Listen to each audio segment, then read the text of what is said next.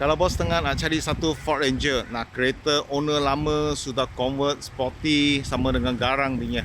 Okey, ini hari Sri nak recommend ini tahun 2018 new model, new facelift punya 2.2 XLT ya. Okey, nampak owner lama sudah tukar hidung, sport rim, side step sama dengan grill bar, semua cantik, sudah ambil balik pakai saja. Kereta ni tiada kemalangan, engine, gearbox, suspension semua elok lah. Okey, ini hari juga nak jual harga termurah 64,800 saja.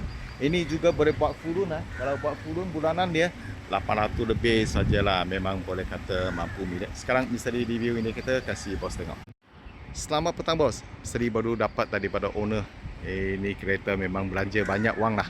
Okey, hidung dia, sarung sama sport rim, side step sama dengan white body, bar belakang semua banyak wang sudah taruh, belah-belah ribu sudah taruh. Kereta memang cun cantik, suspension pun sudah kata sudah convert ke yang boleh tahan out of road ni lah. Tapi owner ni tak ada off-road lah, dia kata tak ada off-road, pakai biasa saja.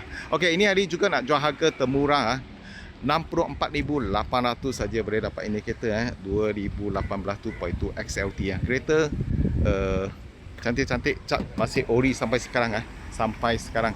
Kenobi pun ada. Okey, daripada baru sampai sekarang original cat, tiada kemalangan, tak ada banjir, tak ada aksiden punya kereta tak pernah bercat lagi lah. Kalau cara sikit adalah Okey, tahun 2018 punya ini hari cuma kita nak jual 64,800 sajalah. Buat full loan boleh kalau buat full loan bulanan dia lebih kurang 800 lebih lah. Kalau bos minat ini kereta cepat contact di Sri lah. Ini memang susah mau dapat, owner tak masuk site, tak ambil beratnya, kurang.